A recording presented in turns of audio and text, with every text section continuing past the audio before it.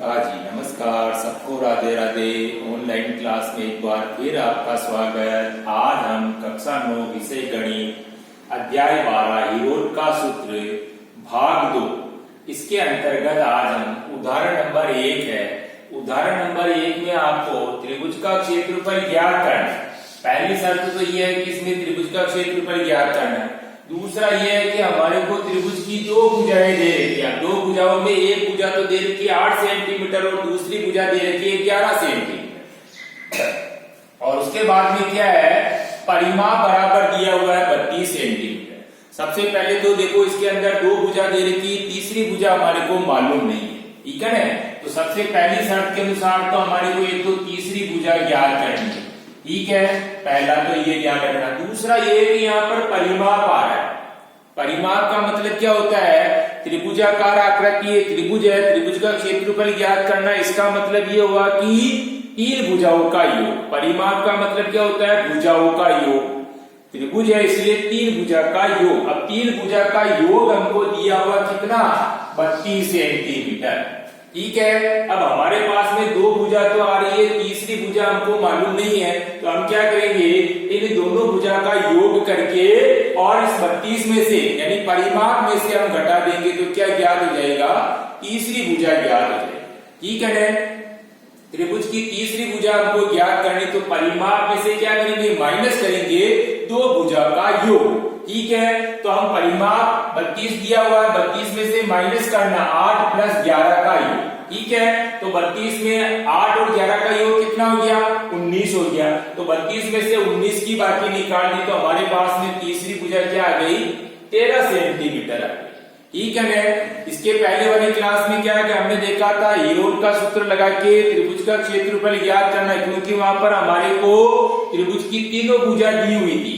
अभी हम जो देख रहे हैं सवाल, इसमें त्रिभुज का क्षेत्रफल तो ज्ञात करना है, लेकिन त्रिभुज की दो भुजा दे रखी है और परिमाप दिया हुआ है। जब हमारे को परिमाप और दो भुजा दे रखी है तो पहली शर्त के अनुसार तीसरी भुजा ज्ञात करनी है। और तीसरी भुजा ज्ञात करने के लिए हम क्या करेंगे, दोनों भुजा का योग को क्या करेंगे, परिमाप में से घटा देंगे, ठीक है। तो इस तरीके से हमारे पास में तीसरी भुजा कितनी आ गई, 13 सेंटीमीटर आ गई। अब हमारे पास में देखो तीन भुजा हो गई, एक भुजा तो हो रही है हमारे पास में 8 सेंटीमीटर, दूसरी हो रही है 11 सेंटीमीटर और तीसरी हो रही है 13 सेंटीमीटर। इस तरह से जब त्रिभुज की तीन भुजा हो जाती है तो वापस क्या करना, हमारे को हीरोड का सूत्र से इसको हल करने की कोशिश करनी है। जिस त्रिभुज की तीन भुजा ज्ञात है, इसका मतलब उसको हीरोड के सूत्र से हल करना, ठीक है। तो अब हीरोड का सूत्र हमारे को ध्यान में ही है, तो सबसे पहले क्या करेंगे, त्रिभुज का अर्ध परिमाप S बराबर a plus b plus c बटे 2। एबीसी का मतलब त्रिभुज की तीन भुजाएं, ठीक है ना। त्रिभुज की तीन भुजाएं, तीन भुजा में देखो एक तो हो रही है आपके पास 8 की और एक हो रही 11 की और एक हो रही है 13 की, ठीक है। तो हम क्या करेंगे, एबीसी की जगह 8 प्लस 11 प्लस 13 और इन तीनों भुजाओं का योग करके हम क्या करेंगे, उसमें 2 का भाग लगाएंगे। तो तीनों भुजा का योग कितना हो गया, 32। और वैसे भी त्रिभुज का परिमाप दिया हुआ हमारे को, परिमाप का मतलब क्या बताया अभी, त्रिभुज की तीनों भुजा का योग। तो आपके तीनों भुजा का योग कितना है, 32। 32 में 2 का भाग लगाया तो हमारे पास कितना गया, 16 सेंटीमीटर, ठीक है। यानी S का मान हमारे पास में ज्ञात हो गया। फिर उसके बाद क्या करेंगे, under root S into S minus A, S minus B और S माइनस सी। अब जहां जहां S आ रहा है वहां हमको क्या करना है, 16 लिखना है। हमारे को एक ध्यान रखना है, S का मान हमेशा इन तीनों भुजाओं से क्या है, अधिक आएगा, ठीक है ना। ये भी ध्यान रखने की बात है, S का मान तीनों भुजाओं से अधिक ही आएगा, ठीक है। तब S की जगह क्या करेंगे, S का मान 16, वापस S माइनस ए यानी 16 माइनस 8, फिर वापस S माइनस बी 16 माइनस 11, फिर S माइनस सी यानी 16 माइनस 13। यानी एबीसी की जगह हमको एबीसी का मान लिखना है और जहां जहां S है वहां हमको क्या करना है, 16 लिखना है, ठीक है। अब वापस 16 की जगह तो 16 यानी अंडर रूट, यहाँ अंडर रूट का ध्यान रखना हमारे, ठीक है ना। अंडर रूट के अंदर ही तो अंडर रूट 16 में से 8 की बाकी निकल गई तो 8, 16 में से 11 की बाकी निकल गई तो 5 और 16 में से 13 की बाकी निकल गई तो 3। यानी under root 16 into 8 into 5 into 3।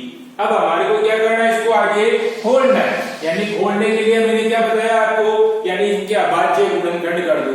यानी 16 के टुकड़े करेंगे, 8 के टुकड़े करेंगे, 5 टुकड़े करेंगे और 3 के टुकड़े करेंगे, ठीक है, यानी अभाज्य गुणनखंड कर देना है। तो 16 के टुकड़े किए तो 2 इंटू 2 इंटू 2 इंटू 2, फिर इसी तरह से 8 के टुकड़े करें तो 2 इंटू 2 इंटू 2, 5 का टुकड़ा 5 और 3 का टुकड़ा 3, ठीक है। अब इसके बाद क्या हमारे को जोड़ा बनाना, दो संख्या का एक जोड़ा, दो एक जैसी संख्या होगी तभी जोड़ा बनेगा।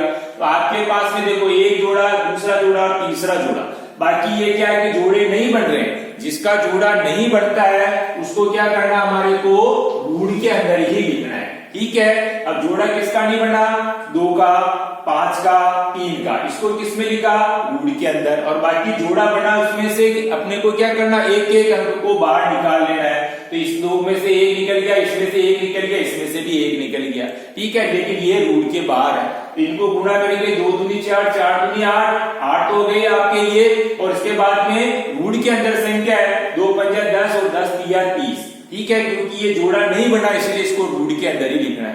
तो आपके पास आंसर क्या बन गया, 8 रूट 30 सेंटीमीटर स्क्वायर, ठीक है। इकाई का विशेष ध्यान रखना है, इकाई भी अपने को लगाना, भुजा दे रखी वो सेंटीमीटर में है कि मीटर में दी हुई है, वापस आपको उसी के अनुसार इकाई लगानी है, ठीक है। तो आपका आंसर क्या बन गया, 8 रूट 30 सेंटीमीटर स्क्वायर, ठीक है। अब आपको ऐसे कैसे एसडब्ल्यू में 2 प्रश्न हल करना है। 12.1 है जिसका चौथा प्रश्न और छठा प्रश्न, ठीक है। चौथे प्रश्न में क्या है, आपको 18 सेंटीमीटर और 10 सेंटीमीटर 2 भुजा दे रखी है, ठीक है, 2 भुजा हमारे को दी हुई और परिमाप भी दिया हुआ है 42 सेंटीमीटर। तो आपको क्या करना, क्षेत्रफल ज्ञात करना है। तो सेम अभी अपन ने ये उदाहरण एक किया था, ऐसे कैसे इसको हल करना, पहले तीसरी भुजा ज्ञात करनी है, जब 3 भुजा ज्ञात हो जाती है उसके बाद योग का सूत्र लगा के क्षेत्रफल निकालेंगे, ठीक है। अब ऐसे ही हमको छठा प्रश्न हल करना है। अब छठे प्रश्न में क्या आपको परिमाप दिया हुआ है, लेकिन आपके यहाँ पर त्रिभुज कैसा दिया हुआ है, समद्विबाहु त्रिभुज दिया हुआ। अब तक हमने जो क्लास देखी है इसमें जो त्रिभुज आ रहे थे वो त्रिभुज कैसे आ रहे थे, विषम बाहु त्रिभुज आ रहे थे। त्रिभुज की 3 भुजा दे रखी है लेकिन विषम बाहु, विषम बाहु का मतलब क्या हुआ कि वह त्रिभुज जिसकी तीनों भुजाएं अलग अलग नाप की हो, ठीक है ना। तो अब तक हमने जो क्लास देखी उसके अंदर जो भुजाएं दी हुई थी त्रिभुज की, वो तीनों भुजाएं अलग अलग नाप की थी, इसीलिए वे त्रिभुज कैसे थे, विषम बाहु। लेकिन अब यहाँ जो प्रश्न है इसमें क्या है, आपका त्रिभुज कैसा है, समद्विबाहु त्रिभुज है। त्रिभुज कैसा है, समद्विबाहु त्रिभुज है। और समद्विबाहु त्रिभुज का मतलब यानी वह त्रिभुज जिसकी 2 भुजाएं एक जैसे नाप की हो।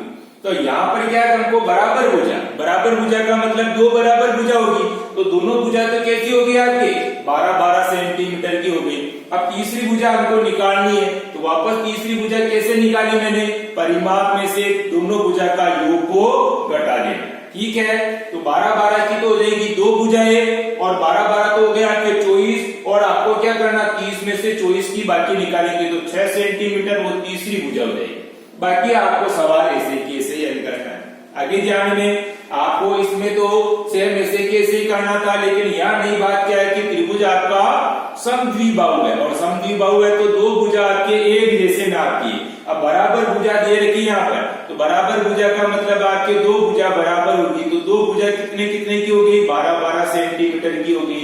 तीसरी भुजा आपको ज्ञात करनी, तो तीसरी भुजा क्या करेंगे हम, परिमाप में से दोनों भुजा का योग करके बाकी निकाल देना, तीसरी भुजा आ गई। फिर बाकी काम आपको वापस इसे कैसे हल करना, ठीक है, हल करने की कोशिश करना है। और फिर भी बाई चांस कोई चीज समझ में नहीं आ रही तो अपने को अगली क्लास में पूछना भी है, ठीक है। धन्यवाद, राधे राधे।